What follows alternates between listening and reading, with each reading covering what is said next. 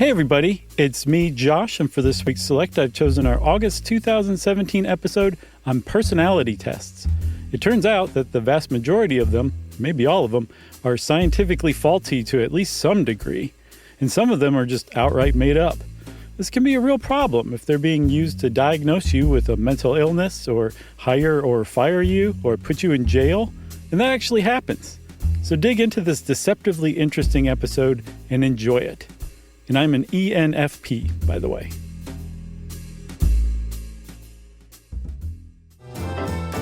Welcome to Stuff You Should Know, a production of iHeartRadio.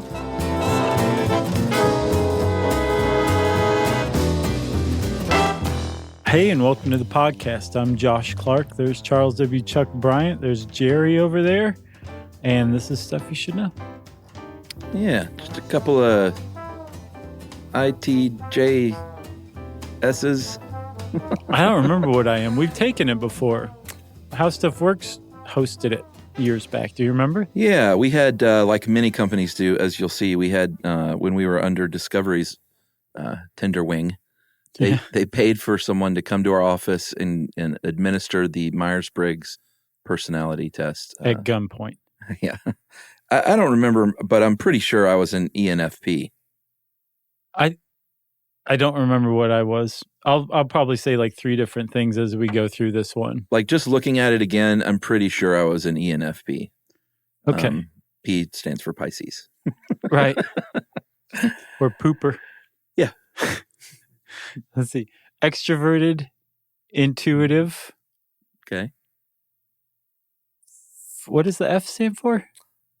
Feeling pooper. This is a spoiler. Yeah, feeling pooper. So what we're talking about, it sounds like we're saying strings of letters. They actually do make sense if you're familiar with what Chuck just said, the Myers-Briggs type inventory, which if you are in corporate America and have been a part of corporate America for more than probably 3 years, there's probably a pretty good likelihood that you've taken the Myers-Briggs type inventory. For sure. Like, it's really widespread. Yeah, people love it. I saw something like 13% of companies in America use it. It's a lot. Yeah, and was it 89 of the Fortune 100 use it? Right. And then I saw another stat. It was from 2001, though, so I'm not sure how current it is. Well, 16 years old. Right. But they said that I think British companies, somewhere between 10 and 40% of British companies use them. All right.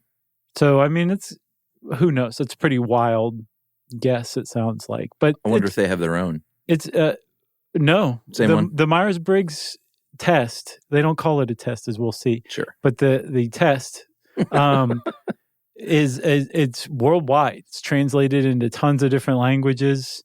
It's the Myers-Briggs test. And there's tons of knockoffs. Oh, sure. There's tons of personality tests in general, which really is the larger umbrella that the Myers-Briggs test falls under, but it's probably the most famous of all time, at least as far as pop culture goes. Yeah, and we're going to hit on everything from Rorschach to the Myers-Briggs. Sure. But we're going to hit on them. But the MBTI definitely is more the focus of this one because of its ubiquity. Right, and because most people know it, and because it's one of the overlooked pastimes in the United States to take pot shots at the Myers-Briggs type inventory. Yeah, sure. It's fun. So categorizing one's personality is nothing new, and that's what these tests aim to do for various reasons, which we'll go over later. But going back, and this was a Grabster article, correct? That's right. So you know it's good. Yep. And Grabster was just at our show in Toronto. Yeah, he was. For the second time. He stood up and did that victory shake. Oh, did he do that? No, he didn't. Oh. I'm a big fan of that. That's old school. Oh, it is. It's a good way to go. It looks like you should be wearing those dolphin shorts and just having crossed the finish line and you're doing that. So yeah, it's nothing new trying to categorize personalities. Way back in the day, I know on our live grave robbing episode, we talked about the four humors. Right. And we've talked about them before medical science was kind of a real thing.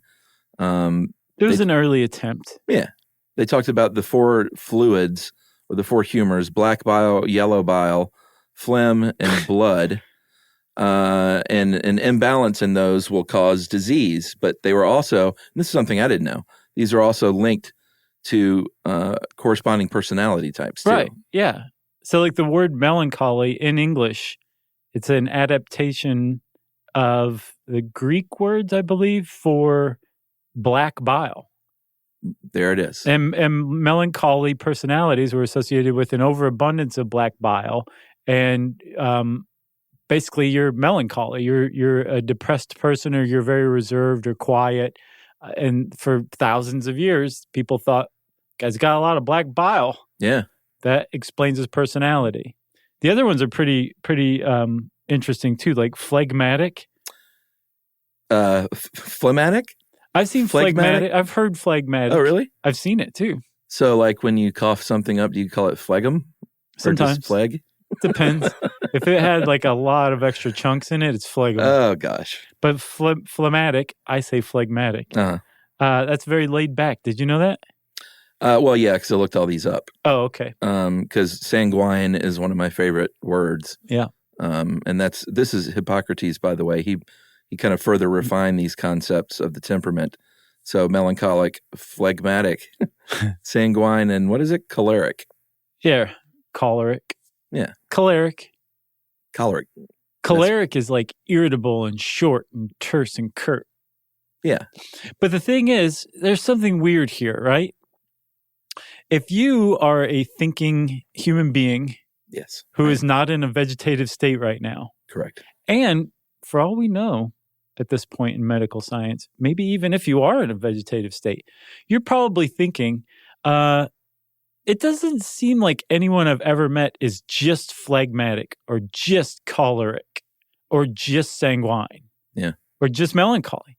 Sometimes I'm all 4 of those things. Sometimes I go through those things all 4 in a day, depending on how weird the day is. Sometimes I go through all 4 of those within the course of one happy hour. Sure. Okay. Right.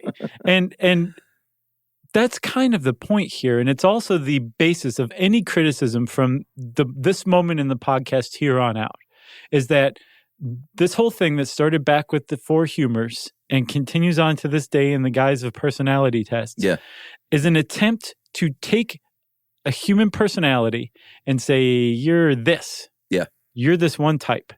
You're this type. This is your type. Mm-hmm. This is what you're like, right? Yeah. And the human personality is just too complex, too squishy, too jelly-like to be boxed into one thing like that. Yeah. And we'll get into all the criticisms, but that definitely is the leading criticism that is, we'll save that. Okay.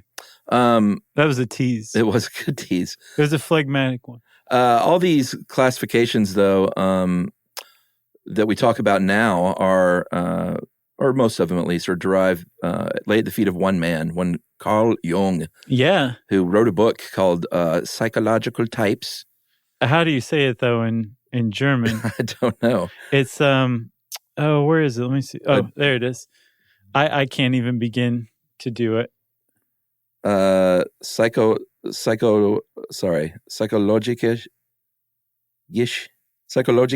typen. That's not bad. It's so tiny. That was the problem because you. Oh yeah, I do 10-point. I don't like to waste paper.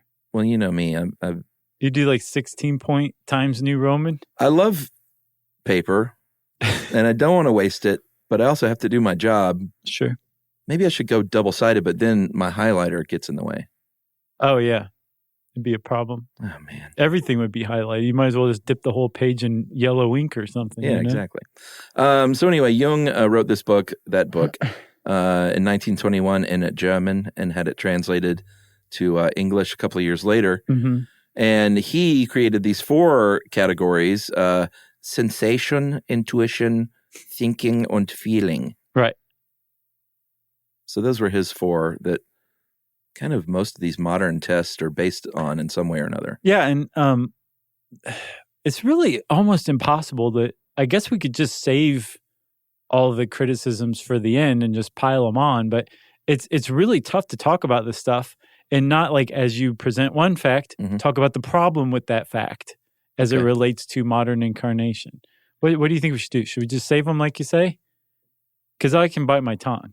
Yeah, let's save them. Okay. And then you can just I'm not even trying. Like, I'm not going crop circle here. I'm just saying, like, there's just a lot wrong with this.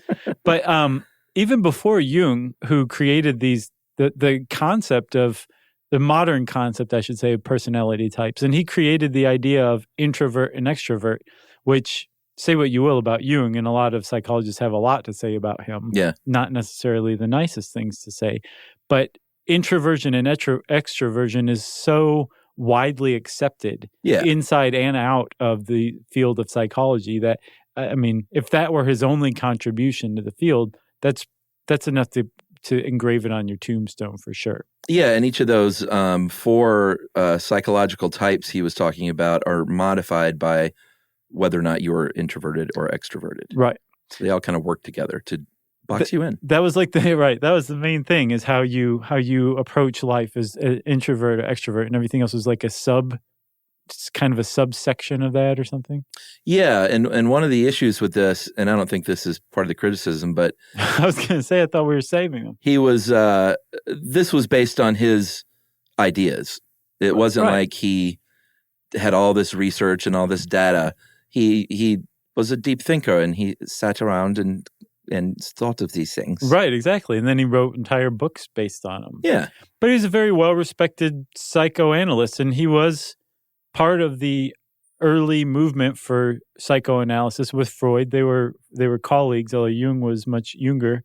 But they eventually said, I don't like you anymore, we're parting ways.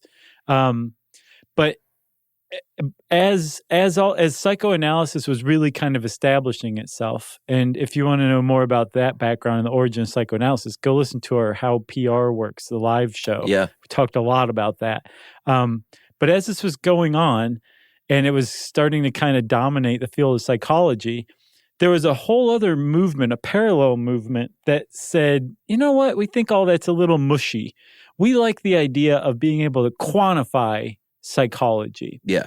And so even before Jung, there were guys like Alfred Binet, who was one of the indirect fathers of the intelligence test, the IQ test. A pair of researchers named Gray and Wheelwright, and plenty of others who wanted to say, no. You can study psychology. You can study things like the human personality, and you can typify them. You can add numbers. You can quantify this stuff. And in doing so, we will prove psychology as a science as well.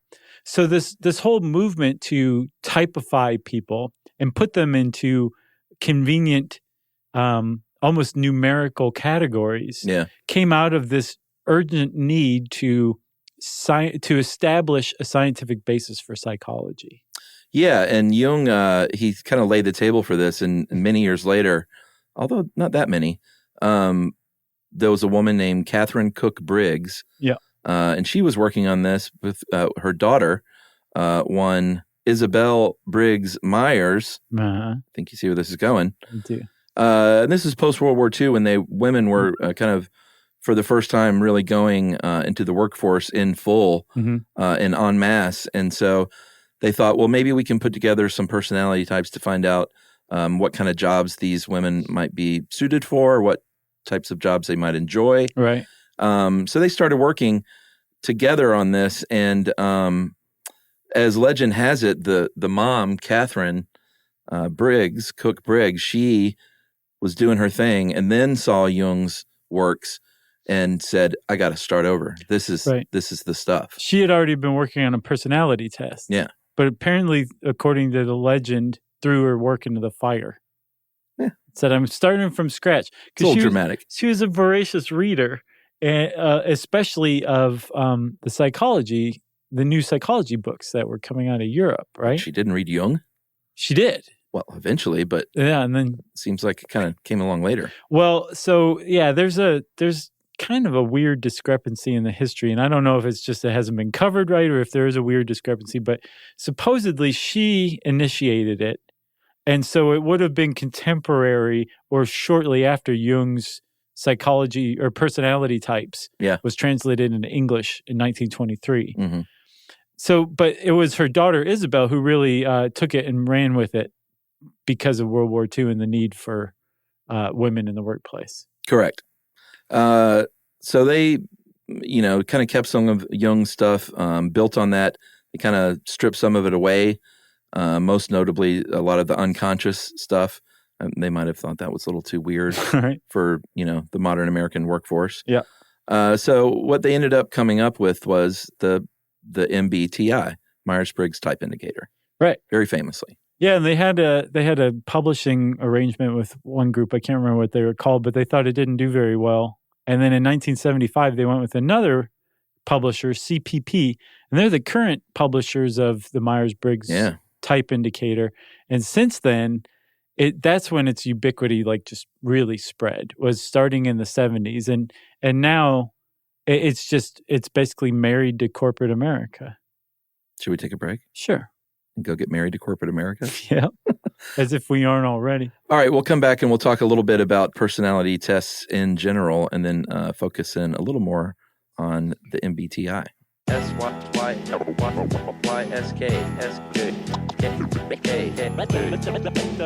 you should know. Stuff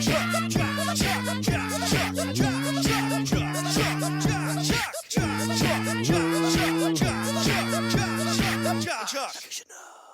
All right, so personality tests is just, there are many, many ways you can get evaluated psychologically by a professional. This is just one way. And you can get your head measured with calipers. Back in the day, they did that, right? They give you a bunch of drugs and see what you do. There's a lot of ways. But these tests generally, as Grabster points out, falls into a couple of types, projective and objective. Projective tests are things like the Rorschach test, where you're shown something, some kind of stimulus, and it's open to interpretation, and you tell them what you think about it, and someone sits back very quietly and taps on a pad of paper and makes an evaluation. Very interesting. And then objective are more like these personality tests. They're standardized assessments that people use. And while it's subjective what you put down, they are then evaluated again by a professional.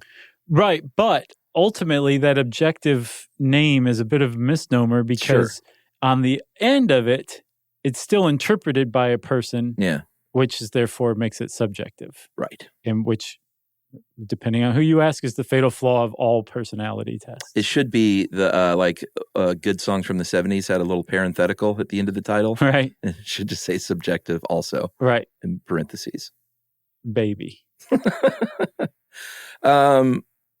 So the big five are, and this is, the big five, I get the feeling, are the psychological tests that legit psychologists are more in favor of over something like the MBTI. Is that right? Yeah, it's not just, there's tests to suss out the big five. The big five are the personality types that the field of psychology has come up with. But the tests that utilize that, right, they kind of think are more legit than the MBTI. Yeah, there's not a psychologist alive who uses the MBTI in their regular practice. Oh, I bet there are. Not that are speaking up. I guarantee you there's someone out there. Yeah. Sure. He's a freewheeling type.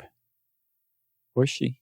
So the big five are extroversion, agreeableness, openness to experience, conscientiousness, and neuroticism. Right. Sounds like it could be like a dating site thing that you fill out. It's funny. Every time I see or hear the word neuroticism, a bell goes off in my head. Like ding. Just a silent bell? Yeah. Oh, I don't know what that means. I don't either, but it draws my attention to it. So some of these tests, it depends on what it is. They might not all call them by those exact words, but they're generally using, they call them, like I said, the big five. Yeah, and I was looking into that big five, and this site, I can't remember what it was called, but they were going over it. Like extroversion is, again, just part of the scientific literature at this point. Yeah. Agreeableness is like whether how sympathetic or kind or affectionate you are. Yeah. Conscientiousness is, are you organized? Are you thorough? Are you the type who shows up on time? That kind of thing. Yeah. Neuroticism, which is sometimes called emotional stability. How tense are you? How moody? How anxious? Uh-huh. Ding. And then openness to experience, right? Yeah. They sometimes call that intellect/imagination. Do you have wide interests? Yeah. Are you an imaginative person? Are you insightful? And this site really went to a lot of pains to point out that what you would call these things, the big 5 personality traits, are, as far as a psychologist is concerned, just one dimension of you, the human being. Yeah. And that to get a clearer picture of you, they would also need to study your motivations, your emotions, your attitudes, your abilities, your self-concepts, your social roles, autobiographical memories, your life stories. And then if you start to put all these things together, then you can start to kind of approximate the person's personality. Yeah. But it would just, it takes a lot of study of an individual and these different components that make up their personality to get a clear picture. So I don't think there are any psychologists walking around saying, oh, the big 5 personality types are like the beginning and end of a personality. Right. It's just, if you put them together, you have just a sketch of somebody's personality, and you should go much deeper if you're analyzing someone. Yeah, I used to think this stuff was a lot neater when I was younger, and now it kind of gives me a little anxiety. Oh, yeah? Yeah, like I don't know. As far as doing this to myself, and I still enjoy therapy, like that's different, but right. I don't know, because every single one of these, my answer would be, well, it depends. Well, I think also though, and I don't mean to speak for you, but one of the issues that's comes up for me is if somebody goes to you and says, you rate pretty high on the spectrum of neuroticism, like that's obviously you're going to obsess about that kind of stuff, especially if they're right. It can make you neurotic. But it's a boundary that somebody has just established for you that you may feel the need to stay in, because that's the boundary that you're bound by, whether you are or not. Like, this is my box. Right. I'll live in it. That would be the reason it raises anxiety for me. Yeah, well, my whole thing, like I said, though, is just depends. Every single question that I would get asked, well, not everyone. Sometimes I'm pretty set on something, but usually I'd say, I don't know. Depends on the scenario. Right. Am I more prone in a crowd to do X or Y? Maybe. Right.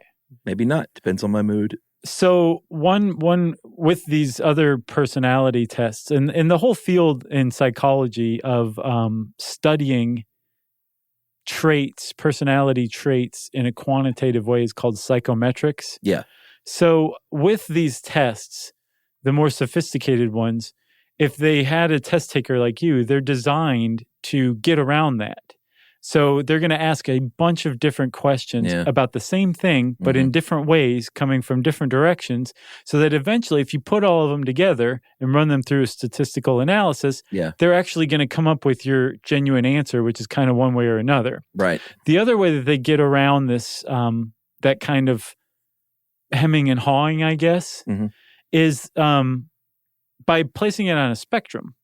Yeah. You're not being lumped into one category or another. It's here's one end of the spectrum, here's the other end of the spectrum, and based on your answers, you fall somewhere around the middle, like almost everybody does. Right. If you look at psychometric tests, a legitimate psychometric test is going to basically look like a bell curve. Yeah. Where most people are going to be distributed toward the middle. Yeah.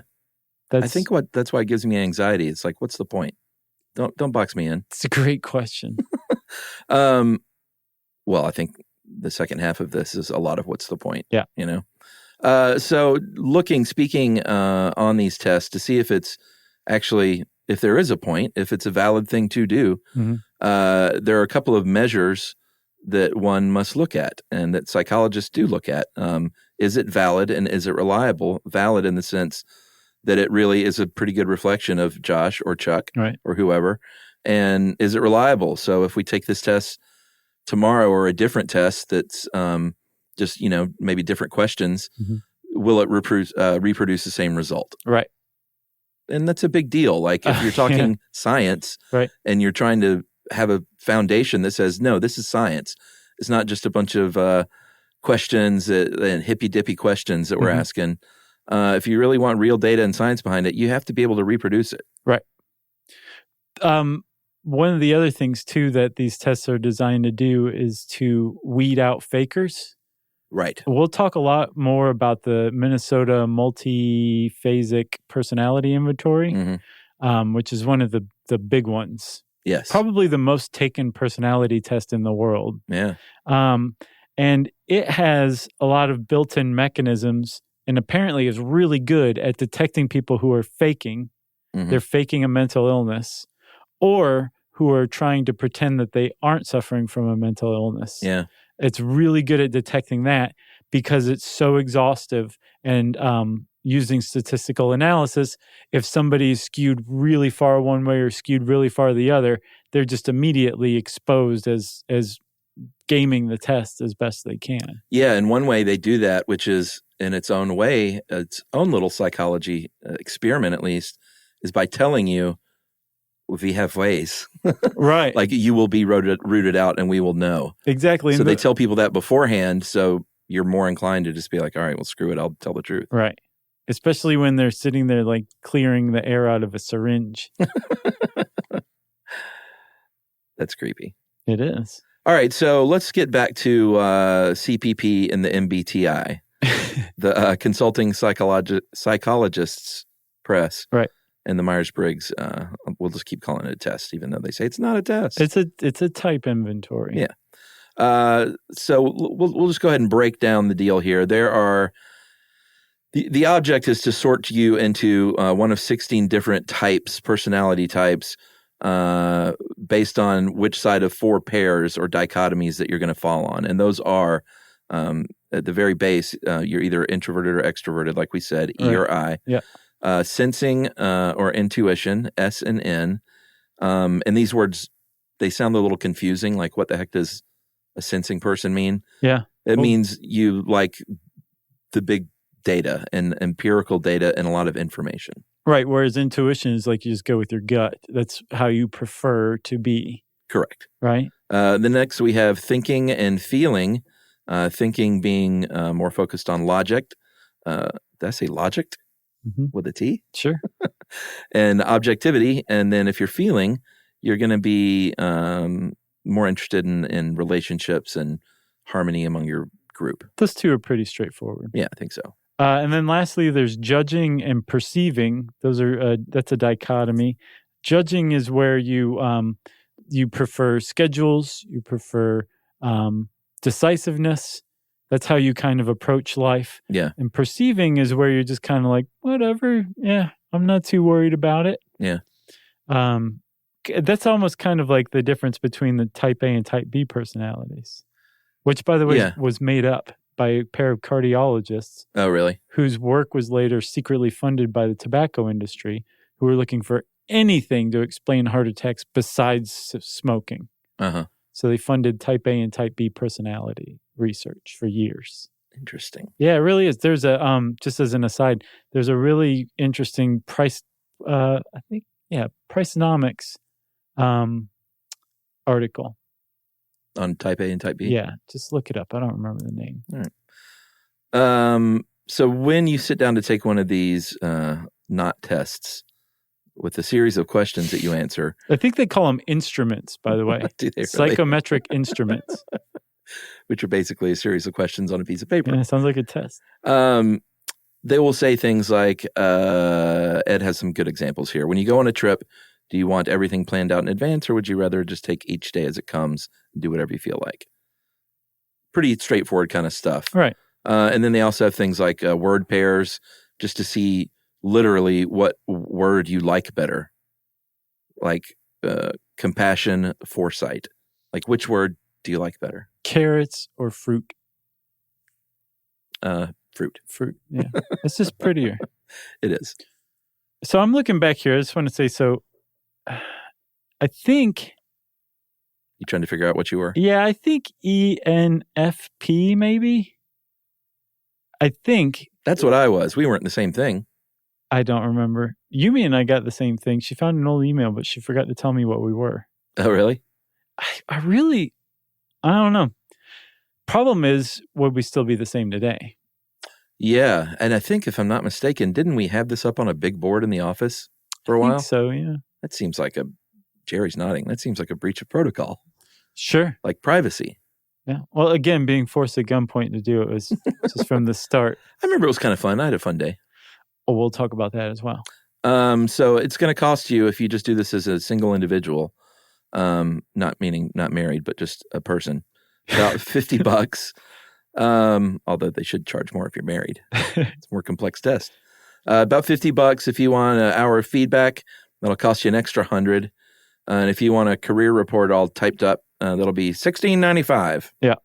And if you, this is $1,500 for a on-site training class. Is that like what we had? So this is not very well explained. If you want to administer the Myers-Briggs personality or type inventory, you can get certified. It's a 4-day training course. Oh, okay. You pay $1,500 to $1,600. Oh, that's what that is. You cannot legally administer this test, or you're infringing on their copyrights, right? Unless you are certified by CPP to do this. We should do it with one another on the air and risk a lawsuit. Yeah. Well, you probably got a suit already with that one question you asked out loud. Which one? Oh, just the one? Yeah. When you go on a trip, do you want everything planned out in advance? I just made that up. Oh, good job. Good job. I got that from Travelocity. Nice. Okay. Yeah, that little gnome whispered it in your ear. That's right. But so you would go and get certified, and then now you can go around to businesses and say, hey, do you want to know more about your employees? You want to know who's good at what? Right. Let me come give the Myers-Briggs type inventory to your employees, and Let's put them all in a box. It'll be wonderful, right? So that's how the whole process goes. You pay to become certified, and then you go become something of an evangelist for the Myers-Briggs test, and you sell the test. You basically become a salesman as well. Mm-hmm. It's a very interesting dynamic that they have going. That is. It's a good word, dynamic.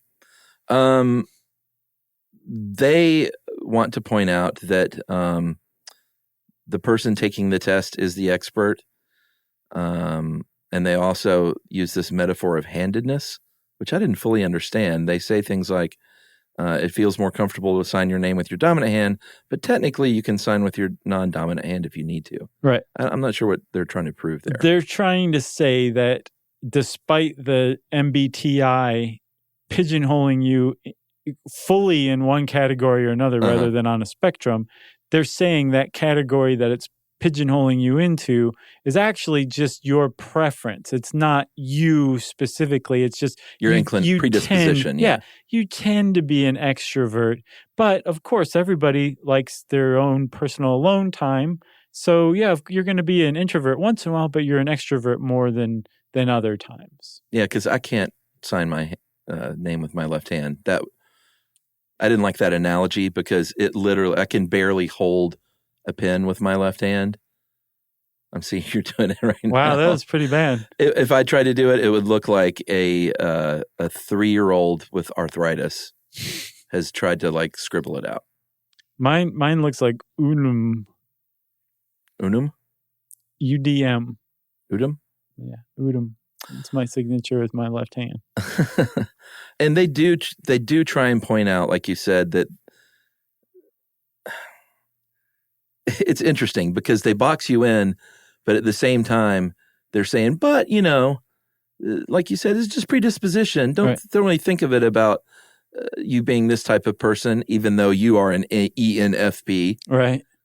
Like you said, it was earlier, it was almost numbered. I mean, it is. It's lettered. Right. It's just a different way of quantifying it. Yeah. But without numbers. All right, you want to take a break and then come back and maybe do a little criticism? Yeah. Okay. Stuff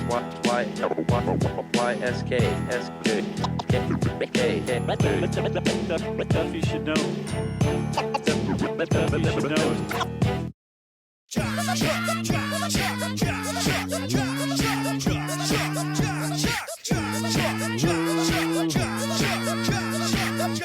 should know.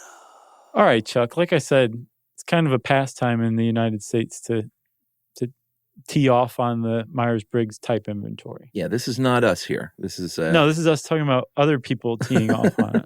Yeah, it's widely been criticized over the years from psychologists and amateur know-nothings like us. Sure. One of the big criticisms is that companies use this stuff in hiring and firing and promoting. But even the Myers-Briggs people, CPP, say, like, don't do that. Well, I know, but they say that, but then don't go to an office and get hired by a corporation to administer it. Right. Or go why- sell your services, Yeah. Yeah, agreed. And that's part of the problem. To me, that is more the corporation's fault. Mm-hmm. Well, sure. Like if you have an HR person who's like diehard believer in the MBTI Yeah. and will hire or fire somebody based on their MBTI type, fire that person. Yeah. Because you have a real dum-dum on your hands. They're a DD. And they should not be responsible for people's livelihoods. Yeah. Even, I don't think they would put it quite in those terms, but even the Myers-Briggs people say, like, you shouldn't use this for hiring or firing. Yeah. And yet, yes, some people do. Some people swear by this. The impression that I have is that the Myers-Briggs people tend to think of this as more like a team building exercise. Right. Or where like a certified MBTI administrator can come to your place, get all your employees together, and they find out like all their personality types. And by the way, there's not a single negative personality type. And all personality types are equal. Sure. So everybody gets a participant ribbon in the form of their personality type. Yeah. And but at the same time, and this seems to be the crux, at the same time, everybody's finding out like, oh, you're a little different than me and I'm a little different than you. And we all have differences and different perspectives. So let's celebrate that and let's respect one another's differences. And there is the actual point, from what I understand, of the Myers-Briggs type inventory and taking it in a corporate setting. That's what stands out to me as what happened with us was right. I remember it kind of being a fun day. And they were like Tootsie Rolls. Yeah, we all goofed off and had a good time. And the person leading it, if they're good at what they do, which this person was, is always, it's always kind of a fun person and cracking jokes. And they don't take it too seriously. Right. None of us took it too seriously. And we all had a good time. And it was very much like a team building thing. Right. So as long as there's like a wink, wink, nudge, nudge kind of thing. Yeah. And the people who actually take it seriously are taken off to the side by their HR rep to say like, no, this is a little less serious than you're taking it. Then it's fine. But yes, once you start deciding people's fate based on this, then you have real problems. Because as just about anybody will tell you, the Myers-Briggs type inventory is based at best on some shaky science, if at all. If you go back to the very beginning, it's based on the theories of Carl Jung, which have never been based on science. They were basically personal observations by Jung. And the psychology community has disavowed Jung in large part. So therefore, anything based on his teachings and theories is by proxy disavowed as well. But if that weren't enough, psychology as a field loves going after the Myers-Briggs type inventory. It just loves it as totally baseless scientifically. All right. So we've got shouldn't use it to hire and fire in corporations or give promotions. Right. We have not based on real science and scientific data. Right. These four dichotomies are problematic in and of themselves because everyone is on a spectrum. You can't say like, you answered these 10 questions, so you're either this or you're that. Right. And when one of the rebuttals, because I think Ed interviewed someone from CPP, right? Yeah. One of the rebuttals about being a non-repeatable experiment of sorts is like, hey, yesterday I was an ENFP and today I'm this. They'll say, well, you know what? If you had different answers, that means you were sort of on the cusp, right there in that center line on some of these questions, and you might have just leapt over to that other side, which means you're basically kind of down the center. Yet they don't have a categorization for down the center. Yeah, because depending on, as Ed puts it, you could answer all 24 questions on the feeling side. Yeah. And you're going to get the same result as somebody who answered 11 questions for thinking and 13 questions for feeling. Right. Same thing. You're still both an F in that respect. And I saw elsewhere it put like if the Myers-Briggs test measured height, you would either be tall or short. Yeah. You could say, well, actually, I'm right there in the middle. And they'd be like, well, that's short. Right. Or for you, it's short. For the guy who is the same exact height, they're tall. Right. And trust me, nobody that's 5'10" likes to be considered short. Right. I can say that from experience. Because you're not. You're average. I'm average. Right. I So like being average. The fact that there isn't a spectrum is one thing that really makes it in stark contrast of other much more widely accepted psychometric instruments. For sure. Ed also points out too, the Grabster, that the construction of the instrument itself is problematic because one, like we talked about, it's self-reporting. Anytime you're self-reporting, there's going to be some weird bias in there. Sure. Just almost impossible to avoid 100%. That's right. And the other one is that he says a couple of these dichotomies are entangled, which I never really thought about that, but that's a pretty good point. Yeah.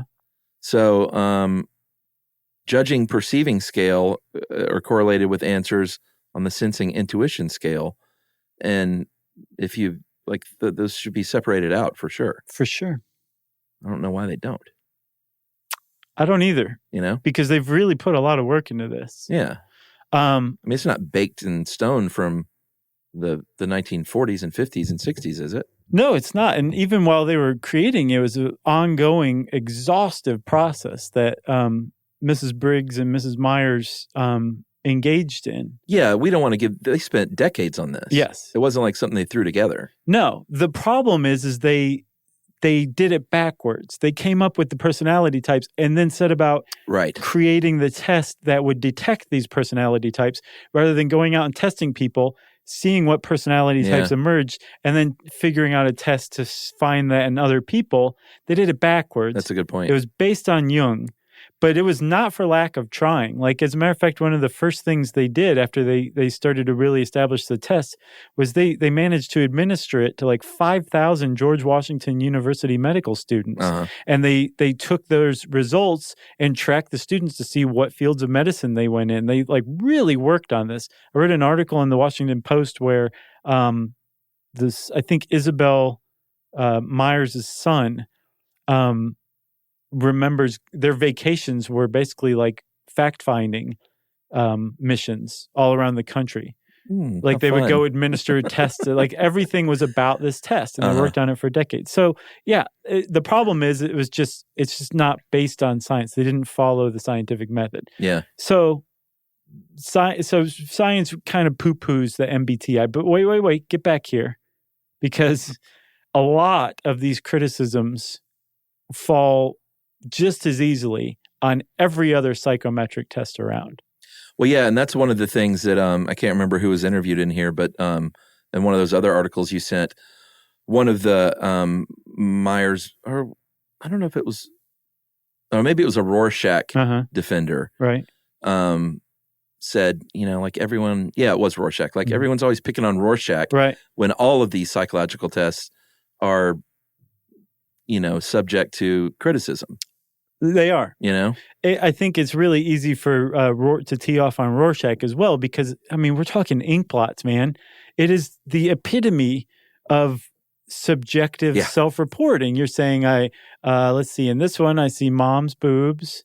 Mom's boobs in that one, this too. This one is dad's boobs. Right, exactly. So, and then from that, it was strictly up to initially Rorschach, who I think came up with this test in 1915, 1917. What's his name? Herman? I think so. He's a Swiss psychiatrist. Herman Rorschach. It was initially up to him and then later on his followers to interpret this, which is basically like interpreting dreams.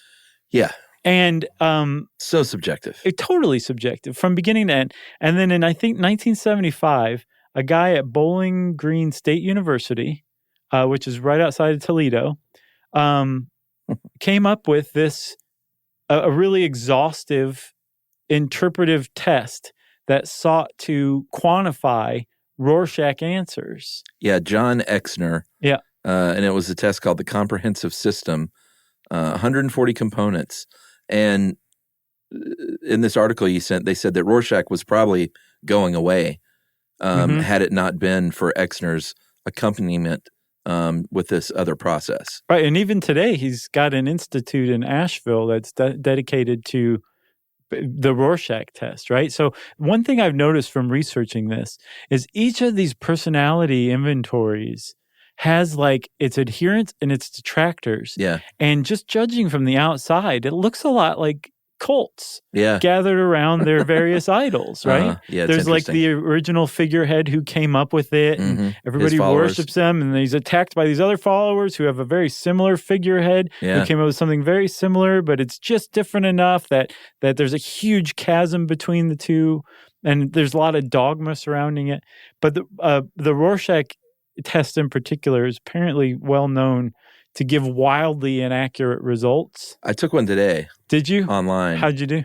I got 2 out of 10, which means I was only two away, whatever that means, from being labeled like a psychotic. So yeah, there was a You get 4 out of 10, I think. There's a oh really? I think that's what it said. Yeah. Wow, that's close. I mean, this is an online test. I don't know if it's like how true it was to the original, I gotcha. or maybe the original. Yeah. Who knows? Could be. And then they have a algorithm that runs the analysis for I kept you. seeing all kinds of things when I looked at it, and I've never done an inkblot test. I would say, "Oh, that looks like a bat," and then I was like, "No, it's like 2 bunnies," and then, "No, it looks like a cool Mardi Gras mask." Did they move to you? Did you see No. colors? Well, some of them were colored. Oh, okay. Most of them were black, and they had the one I took had a 1 and a 2. Like, what do you see, and what's like a secondary thing that you see? Right.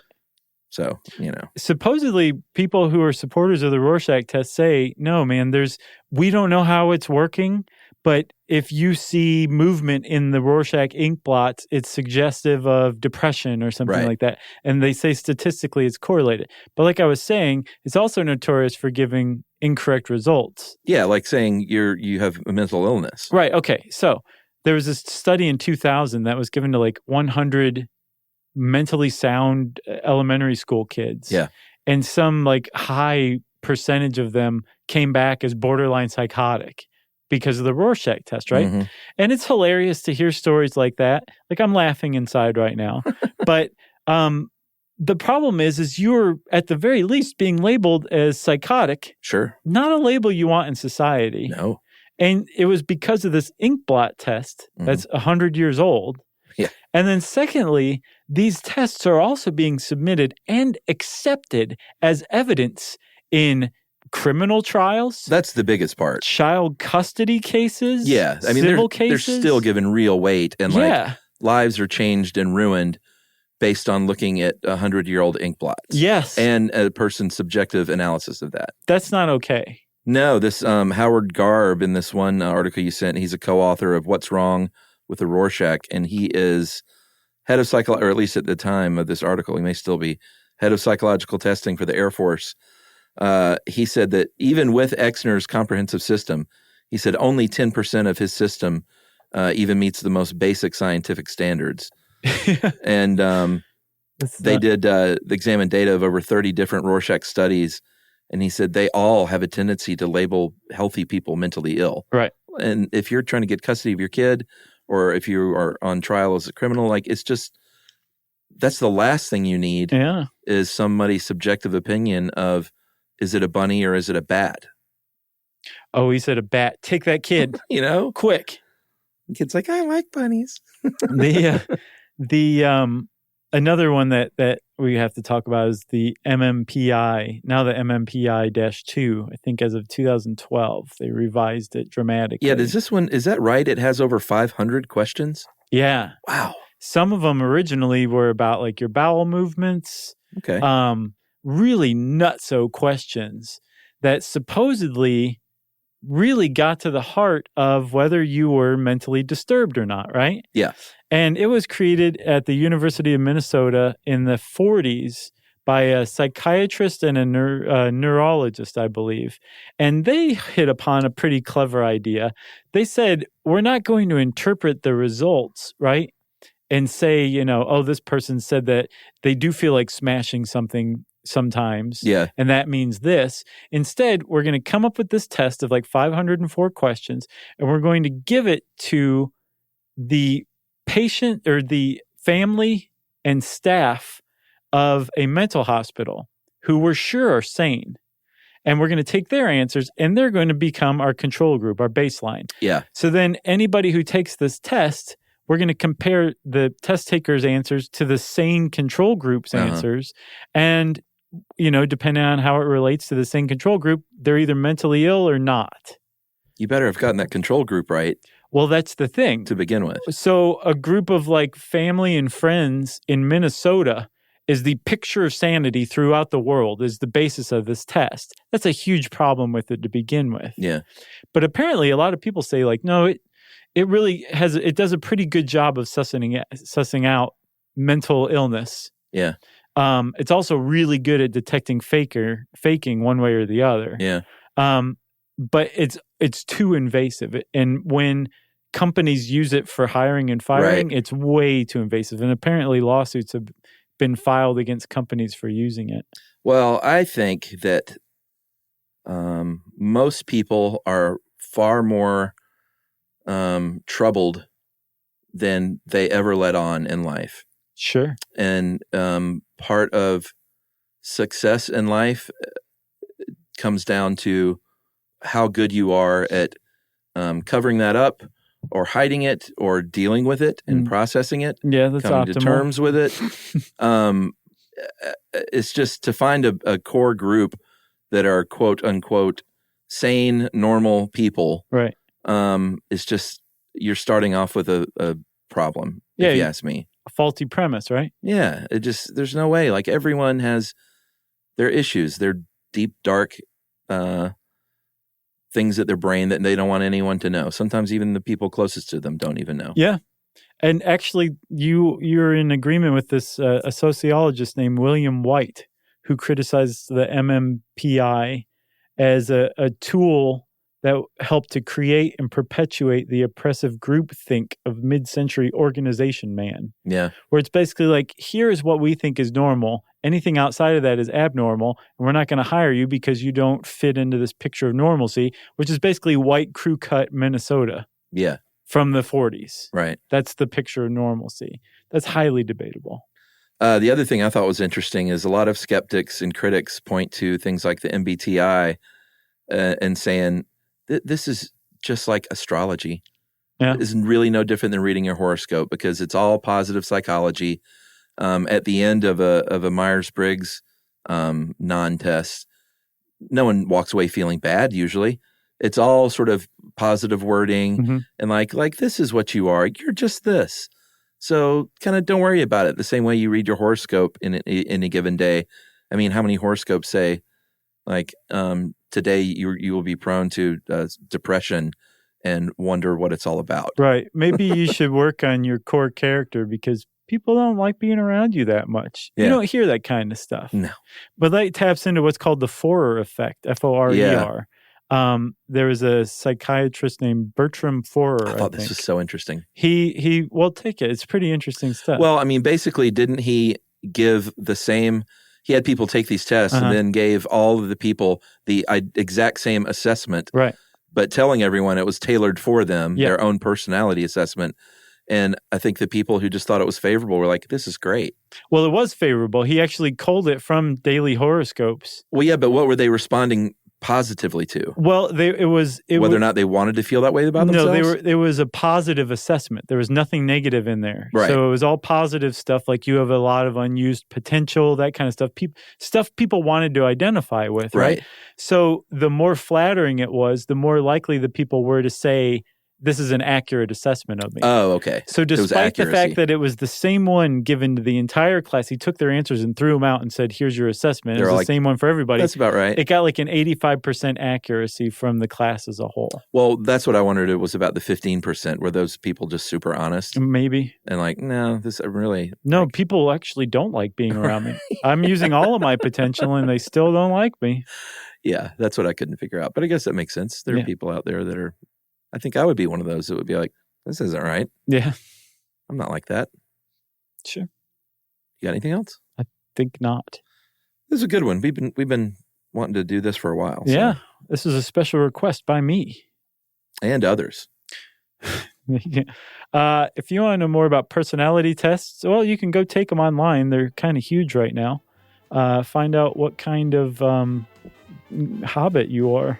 I don't know. What box do you live in? Yeah. And in the meantime, you can type personality tests in the search bar at howstuffworks.com. And since I said that, it's time for listener mail. The only thing that should live in a box is temporary housing for a pet frog. That's not bad. Or the stuff you find in a tree hole that Boo Radley left for you. Yeah, that can live in the box. Mm-hmm. Hey guys, feel compelled to write you today to tell you how grateful I am for your show and praise your good work. Recently became a listener and I'm working my way through the entire archive. I think a lot of folks might be able to relate to this. Until recently, I found it really hard to relax and suffer with anxiety. 2 months ago, I read an article basically pointing out how our obsession with being productive and associated guilt is a modern phenomenon. I think that for sure, you know? Yep. Although I had heard this before, something really clicked in my head, so I decided to abandon guilt and embrace relaxation, taking control of my own stress levels. You guys have been a big part of this. I have taken the time to slowly potter around my flat, go for walks while listening and learning to your fascinating podcast, and they've lifted my mood. I feel mentally healthier than I ever have before. Nice. Although the content of what you discuss might not always be positive, the way in which you explain them and your own views personally revive my hope in humanity. That is ridiculously flattering. Isn't that nice? Yeah. I guess I should also mention that a big part of my tackling anxiety levels has been to abandon watching television. And fistfuls of psychotropic drugs. I would be really interested to know if there's been any research conducted into the effect TV has upon our lives. Oh, I'm sure there has been. Sure. I haven't owned a TV for many years, but my partner has since subscribed to an online provider, and I realize how watching TV has not helped my anxiety. I also remember reading that after TVs became mainstream in Bhutan, their crime rate went up something like 700%. Might prove an interesting topic for a future show. Yeah. Anyway, sincerely grateful. Keep it up. I am now recommending your shows to as many people as I can. Big love from the UK, Mac. Thanks a lot, Mac. That was great. We hear from a lot of people, actually, who say that we help them with their anxiety. No idea how, but it doesn't matter. So thank you. Yep. Yep. If you want to get in touch with us like Mac did, you can send us an email to stuffpodcast@iheartradio.com. Stuff You Should Know is a production of iHeartRadio. For more podcasts from iHeartRadio, visit the iHeartRadio app, Apple Podcasts, or wherever you listen to your favorite shows.